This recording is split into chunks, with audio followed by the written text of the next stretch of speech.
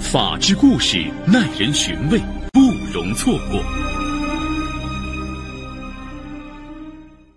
2009年6月14日下午，江苏省徐州市铜山县柳泉镇烙泉村冯德厚老汉和妻子王淑琴正在田里做农活，突然接到女婿邝海仁的电话，说女儿冯胜兰出了意外，已被送往徐州市中心医院。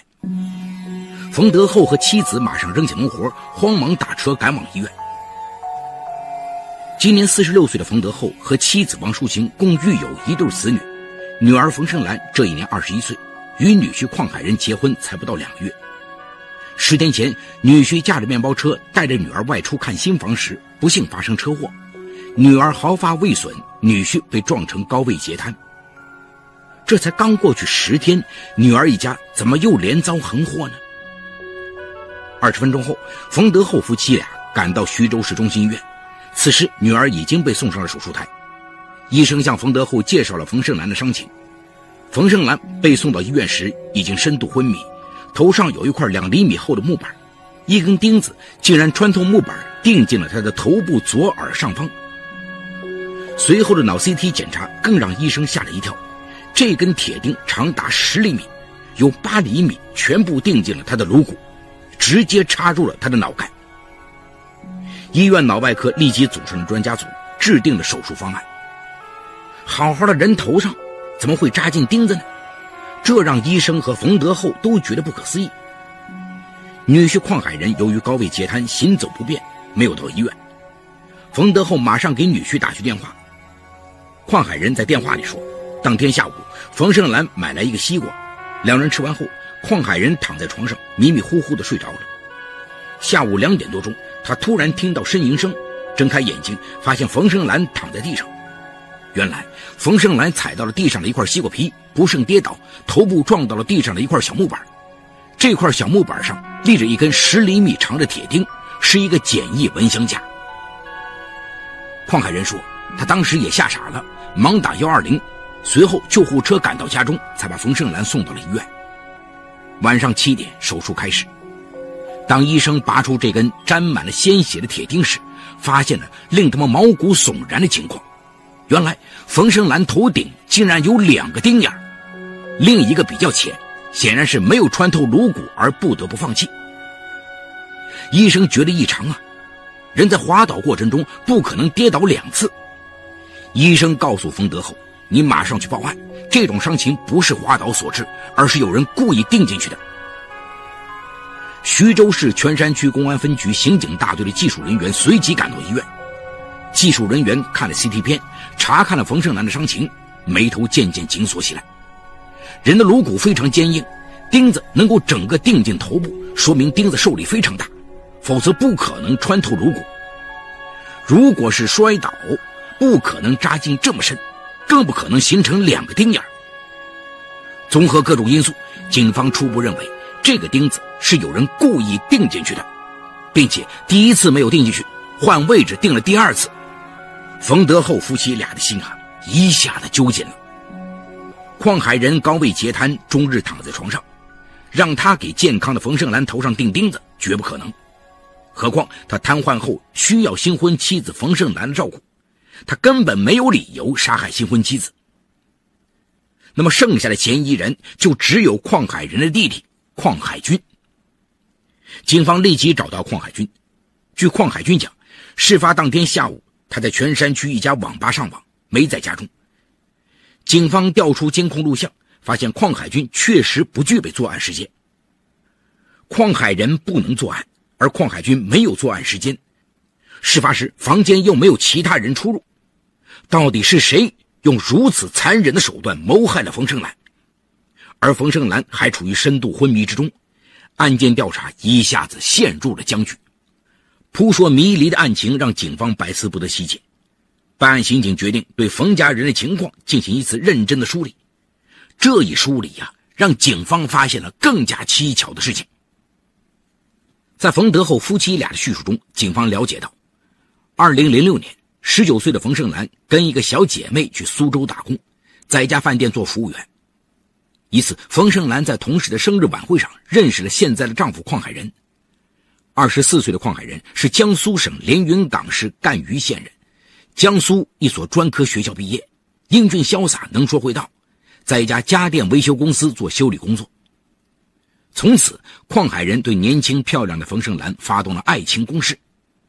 情窦初开的冯胜兰很快被邝海仁打动，两人确定了恋爱关系。2007年1月，邝海仁跳槽到苏州一家保险公司工作。在做保险业务之余，他又在苏州市开了一家画吧，然后邀请冯胜兰的18岁的弟弟冯胜强来苏州经营。2007年7月，冯胜强来到了苏州，开始经营画吧。冯胜强来到苏州2个月后，就不幸发生了意外。他在一次用电饭锅烧水时意外触电身亡。悲痛之下，冯德厚和妻子立即赶往苏州，并向苏州警方报警。警方经过对现场勘查，得出了触电身亡的结论。痛失爱子让冯德厚夫妻俩痛不欲生啊！正在他们悲痛的时候，邝海仁向他们讲了一个好消息，说在出事之前，他为冯胜强买过3份人身意外伤害保险。他通过找人疏通关系，弄虚作假，一共获得了55万元赔偿。但是他要还人情，老两口应给他一部分疏通费用，最后付给邝海仁20万元。冯德厚将儿子的尸体火化后带回了徐州。为了照顾父母，冯胜兰无心工作，很快回到了柳泉镇。2个月后，邝海仁也来到了徐州，到徐州一家家电维修公司找了份工作，并在徐州市租了一套2室1厅的房子。随即，邝海仁向冯胜兰求婚。冯德厚夫妻俩觉得邝海仁办事有些滑，不是很厚道，劝女儿三思。但是冯胜兰被邝海仁的甜言蜜语所诱惑，铁了心非嫁不可。见父母不同意，2009年4月22号，他悄悄拿出了家中的户口本，与邝海仁到柳泉镇民政部门登记了。夫妻俩见木已成舟，只好无奈地接受了这桩婚姻。2009年4月29日，冯胜兰和邝海仁的婚礼在徐州市一家大酒店隆重举行。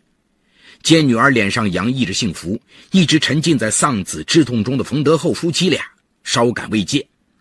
然而他们哪里会想到，死神的黑手似乎瞄准了女儿。就在结婚1个多月后，2009年6月4号，邝海仁驾车带着冯胜兰去看婚房，半路上发生了追尾事故，冯胜兰被甩出车外，有惊无险，而邝海仁虽未出现外伤，但是双腿双脚失去了知觉，最后高位截瘫，整天与轮椅为伴。邝海仁出事后，冯胜兰辞掉工作，专门在家照顾他。担心丈夫截瘫后精神低落，深爱着丈夫的冯胜兰每天换着样的为了调剂伙食，并买了按摩理疗方面的书籍，坚持每天为他按摩，帮助他康复。没想到女婿截瘫10天后，女儿又突遭横祸，被钉子钉进了头部。办案刑警敏感地察觉出了问题，为什么这个家庭2年来不断地出现横祸？刑警兵分2路，一组联系苏州市警方，了解当年触电案的细节，另一组刑警找到铜山县交警大队毛村中队，调出了6月4日那起交通事故的全部资料。事发地在104国道毛村公墓附近，当时邝海仁驾驶的面包车与一辆大中型自走式联合收割机同向行驶，面包车副驾驶一侧撞向联合收割机的左侧尾部，副驾驶位置几乎撞扁。这种情形下，坐在面包车副驾驶位置上的人肯定凶多吉少，而当时坐在副驾驶位置的正是冯胜兰。但幸运的是，冯胜兰在撞车的一瞬间被甩出了车外，所以只受了轻伤，而坐在驾驶员位置没有受到直接撞击的邝海仁却变成了瘫痪。刑警觉得邝海仁有杀害冯胜兰的重大嫌疑，可是他为什么要杀害冯胜兰呢？这是警察一直想不通的原因。此时经过手术，冯胜兰终于脱离生命危险，但由于大脑严重受损，他的语言、逻辑能力、右侧肢体的功能全部丧失，整日瘫在床上，没有正常意识反应。冯德厚找到邝海仁，了解女儿是否得罪过人，并告诉他警方正在调查此案。邝海仁一听忙说：不要报案，冯胜兰买了一份人身意外伤害保险，会有赔偿。又是保险，女婿的话让冯老汉突然警觉起来。冯胜兰平时做服务员工作，并没有什么危险，为什么要购买这种保险呢？冯老汉联想到儿子冯胜强出事前，邝海仁也曾帮他购买了这种人身意外伤害保险，而后儿子就出了事。难道说这保险都是夺命的毒咒吗？他迅速出门，悄悄打电话把这些情况报告了全山区警方。刑警赶到保险公司调查，发现冯胜兰的保险是4月30日办理的。工作人员还告诉警方一个细节，办保险时受益人一栏写的是法定受益人。5月22日，邝海仁要求变更自己为第一受益人。与苏州警方联系的刑警也了解到一些新的情况，发现了很多疑点。其一，冯胜强的保险2007年8月底生效，9月5号冯胜强就触电死亡，时间为何如此巧合？其二，邝海仁和冯胜兰是2009年4月29日结婚的，婚后第2天办了保险。从6月开始，冯胜兰就接连遭遇不测，而保险受益人又变更为邝海仁。邝海仁杀人骗保的企图昭然若揭。警方立即上门对邝海仁进行传讯，这才发现邝海仁已经不在出租屋里了，手机也打不通，他只跟弟弟说去北京治病，就音信皆无。2009年7月11日，警方通过技术手段发现邝海仁在他的老家连云港市出现了。令刑警大吃一惊的是，邝海仁不是坐着轮椅，而是非常自如的上下楼梯，行走如飞。2009年7月14日11点，刑警终于守候到了前来上访的邝海仁，将他就地擒获。邝海仁拒不承认犯罪事实，随即被押回徐州。在证据面前，他最终低下了头，供述了自己的犯罪事实。邝海仁2006年在苏州与冯胜兰同居后，他应聘进苏州一家保险公司做业务员。然而保险业务不好开展，基于致富的他从一个法制报道中得到启发，产生了杀人骗保的念头。于是他把目光瞄向了冯胜兰的弟弟冯胜强。而后他承包了一家经营不下去的画吧，让冯胜强过来经营。2007年7月，冯胜强来到苏州。1周后，邝海仁就劝他买了一份 A04 人身意外保险，保险金额为40万元。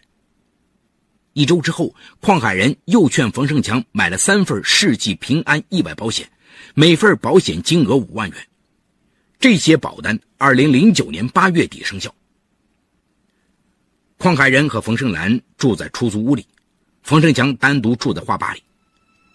2007年9月5号晚上11点多，邝海仁来到画吧，趁冯胜强离开一会儿的功夫，将冯胜强新购买的电饭煲外层塑料皮剥掉，然后用一根铜线一端连在电饭煲外壳上，一端连在插座上。随后冯胜强回来烧水，刚端起电饭煲，邝海仁将电线悄悄通上电，冯胜强立刻触电倒地。邝海仁足足电击了冯胜强8分钟，直到确认冯胜强彻底死亡才离开画吧。这之后，邝海仁伪造手续到保险公司欲索赔，被保险公司识破。保险公司直接把55万赔给了冯德厚。见钱没有到手，邝海仁谎称按正常只能赔5万元，是自己找人送人情，弄虚作假，才要来这么高的赔偿。他要答谢办事的人，从赔付款中要走了20万元。即使是这时，冯德厚夫妻俩也没有怀疑到邝海仁什么，他们只是哀叹命运不好，哪里会想到这一切都是邝海仁在幕后记起的屠刀。冯胜兰和邝海仁两人回到徐州后，邝海仁又一次将目标瞄准了毫不设防的冯胜兰。为了合法得到赔偿，邝海仁向冯胜兰求婚，两人结婚。就在婚礼的第2天，邝海仁就领着冯胜兰买了一份人身意外伤害保险，保险金额为30万元。3周之后，邝海仁又将受益人改成了自己的名字。就在改完受益人之后的第13天，2009年6月4号，邝海仁租了一辆面包车，以带妻子冯胜兰看房子为名，开着车出了城，计划制造交通事故，撞死冯胜兰。然而也许是冯胜兰命不该绝，车祸一刹那，冯胜兰被甩了出去，毫发未损，有惊无险。倒是邝海仁在剧烈的撞击后，双腿有几分钟失去了知觉，于是被送到医院后，他干脆假装双腿失去了知觉，以便下一步继续作案，逃过警方的调查。于是车祸仅仅过去1周之后，邝海仁又开始了他凶残的下一步计划。2009年6月11号，他以做蚊香支架为由，让弟弟邝海军买来2根10厘米长的铁钉，做成2个钉板放于卧室内。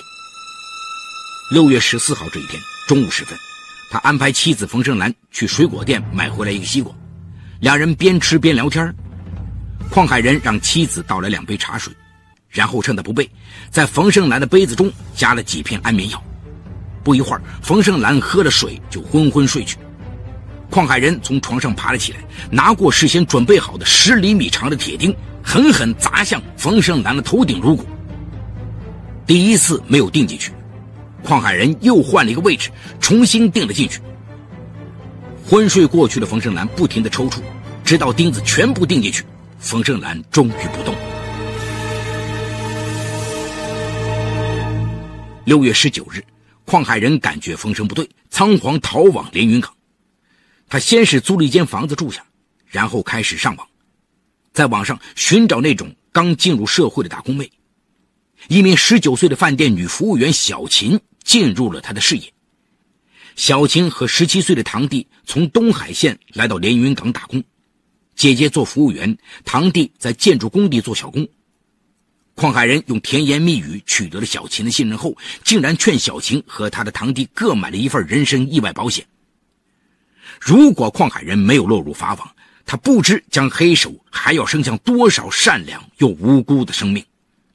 这起案件震惊了整个徐州，人们为这个恶魔的凶残而震惊，更对在医院里住院治疗的冯胜兰寄予了深切的同情。一些好心人从电视报道中得知冯胜兰悲惨的遭遇，纷纷伸出援手到医院看望这个不幸的女子。2009年12月的一天，冯德厚夫妻俩正在医院护理女儿，冯胜兰突然流下了眼泪，清晰地喊了一声妈妈。这一声呼喊让夫妻俩泪如雨下。经半年多的护理，冯胜兰终于恢复了一点知觉。2010年3月6号，徐州茂通律师事务所主任刘茂通律师得知冯胜兰的遭遇后，马上赶到医院看望，并捐助1万元，同时决定免费代理冯德厚和冯胜兰民事索赔的官司。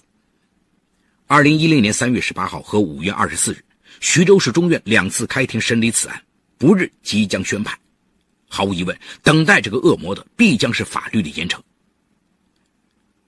2010年5月10号，冯德厚夫妻俩用爱心人士捐赠的爱心款为女儿冯胜兰做了颅脑修补手术。在父母的搀扶下，冯胜兰已经能下地行走，但是由于受伤太重，她的神智依然没有彻底恢复。好，故事说到这儿就结束了。